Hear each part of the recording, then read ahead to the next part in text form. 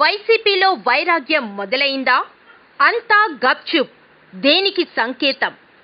ఎన్నికలు సమీపిస్తున్న తరుణంలో ఆంధ్రప్రదేశ్ రాజకీయాలు వేడెక్కుతున్నాయి. వైసీపీ ఒంటరిగా కథన రంగానికి సిద్ధమైంది.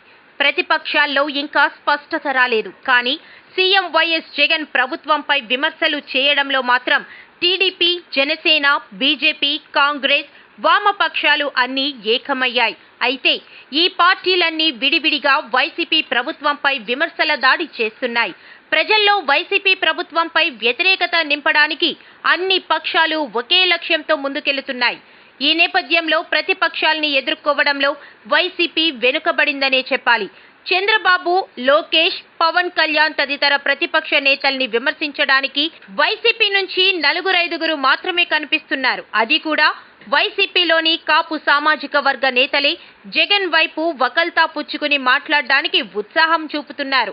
ఇక జగన్ సొంత సామాజిక వర్గానికి చెందిన నేతల్లో ఒకే ఒక్క నాయకురాలు మంత్రి ఆర్కే రోజా మాత్రమే దూకుడు ప్రదర్శిస్తున్నారు. వైసీపీలో తోపు అనే పేరున్న నాయకులు కూడా వ్యూహాత్మకంగానే మౌనాన్ని ఆశ్రయించారని చెప్పొచ్చు. మంత్రి పదవులు పోగొట్టుకున్న వాళ్ళు, అలాగే అమాత్య పదవులు రాలేదని ఆగ్రహంగా ఉన్నవాళ్ళు, ఆర్థికంగా అభివృద్ధి చెందడానికి ప్రభుత్వ పెద్దలు తగిన చేయూత అందించలేదని మరికొందరు, ఇలా ఒక్కొక్కరి అసంతృప్తికి ఒక్కో కారణం.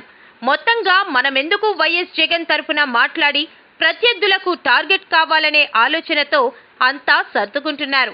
వైసీపీ సమాచార విభాగం నుంచి నాయకులకు ఫోన్ చేసి ఫలానా అంశంపై ప్రత్యర్థులను టార్గెట్ చేస్తూ మాట్లాడాలని సూచించినా ఎవరూ ముందుకు రాలేదని సమాచారం.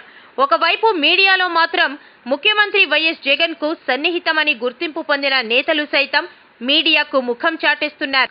మరోవైపు ప్రతిపక్ష నేతలు అధికార పక్షంపై చెలరేగిపోతున్నారు. వైసీపీ నేతలందరి బాధ తమను ముఖ్యమంత్రి గత 4 ఏళ్లలో పట్టించుకోలేదని, తగిన పోస్టులు ఇవ్వలేదని చెబుతున్నారు.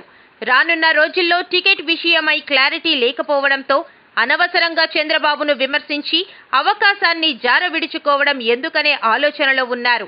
జగన్ ప్రభుత్వంలో లబ్ధి పొందని నాయకులు మౌనాన్ని ఆశ్రయిస్తున్నారంటే అర్థం చేసుకోవచ్చు. వైసీపీ ప్రభుత్వంలో కీలక పదవులు, సంపాదన పొందిన నేతలు కూడా ఇప్పుడు వైఎస్ జగన్ తరఫున ప్రతిపక్షాలను టార్గెట్ చేయడానికి వెనకాడుతున్నారు. ఒక్క మాటలో చెప్పాలంటే తప్పించుకుని తిరుగుతున్నారు. ఇలాగైతే రానున్న రోజుల్లో పార్టీ వాయిస్ ను బలంగా వినిపించేదెవరనే ప్రశ్న ఉత్పన్నమవుతోంది.